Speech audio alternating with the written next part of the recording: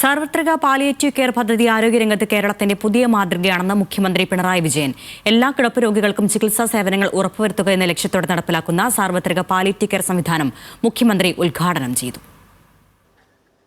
ദീർഘകാല രോഗങ്ങൾ കൊണ്ട് ബുദ്ധിമുട്ടുന്നവർക്കും കിടപ്പ് രോഗികൾക്കും സ്വാന്തനം പകരാൻ സർക്കാരിതര സംഘടനകളെ ഏകോപിപ്പിച്ച് ശക്തമായ ഒരു പാലിയേറ്റീവ് കെയർ സംവിധാനം ഒരുക്കുകയാണ്. കളമശ്ശേരി രാജഗിരി സ്കൂളിൽ നടന്ന ചടങ്ങിൽ സാർവത്രിക പാലിയേറ്റീവ് പരിചരണ പദ്ധതിയുടെ സംസ്ഥാനതല ഉദ്ഘാടനം മുഖ്യമന്ത്രി പിണറായി വിജയൻ നിർവഹിച്ചു.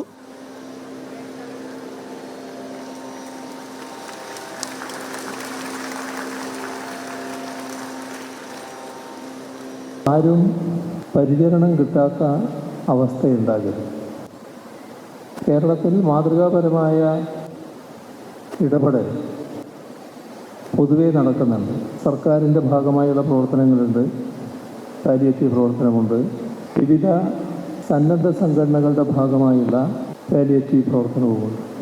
സാർവത്രിക പാലിയേറ്റീവ് കെയർ സംവിധാനം വഴി കിടപ്പിലായ ഓരോ രോഗിയെയും അവരുടെ തൊട്ടടുത്തുള്ള പാലിയേറ്റീവ് പരിശീലനം ലഭിച്ച സന്നദ്ധ പ്രവർത്തകരുമായി ബന്ധിപ്പിക്കും. ഓരോ വാർഡിലും സേവനത്തിനായി ആശാപ്രവർത്തകർ നേതൃത്വം നൽകുന്ന ടീം രൂപീകരിക്കും. ഓരോ ജനകീയ ആരോഗ്യ കേന്ദ്രങ്ങളും കിടപ്പിലല്ലാത്ത എന്നാൽ ദീർഘകാലമായി ഗുരുതര രോഗബാധിതരായ രോഗികളെ പരിശോധിച്ച് തുടർ ചികിത്സ ഉറപ്പാക്കും. ഇതിനായി നഴ്സുമാർക്ക് പരിശീലനം നൽകും. ആരോഗ്യമന്ത്രി വീണ ജോർജ് പാലിയേറ്റീവ് കെയർ ഗ്രേഡ് പ്രവർത്തന മാർഗരേഖ പ്രകാശനം ചെയ്തു. മറ്റ് രാജ്യങ്ങൾ പോലും ആകാംക്ഷയോടെ നോക്കുന്ന സ്വാന്തന പരിചരണ സംവിധാനമാണ് കേരളത്തിലുള്ളത്. ലോകാരോഗ്യ സംഘടന പുറത്തിറക്കിയ മാഗസിനിൽ കേരളത്തിന്റെ സ്വാന്തന പരിചരണ രംഗത്തെക്കുറിച്ച് അപൂർവവും മനോഹരവുമാണെന്നാണ് രേഖപ്പെടുത്തിയതെന്നും ആരോഗ്യമന്ത്രി പറഞ്ഞു. ചടങ്ങിൽ തദ്ദേശ സ്വയംഭരണ വകുപ്പ് മന്ത്രി MP രാജേഷ് അധ്യക്ഷത വഹിച്ചു. ഓപ്പൺ ഹെൽത്ത് കെയർ നെറ്റ്വർക്ക് ടീമിനുള്ള ഉപഹാര സമർപ്പണം മന്ത്രിമാരായ വീണ ജോർജും MP രാജേഷും ചേർന്ന് നൽകി. ന്യൂസ് മലയാളം, കൊച്ചി.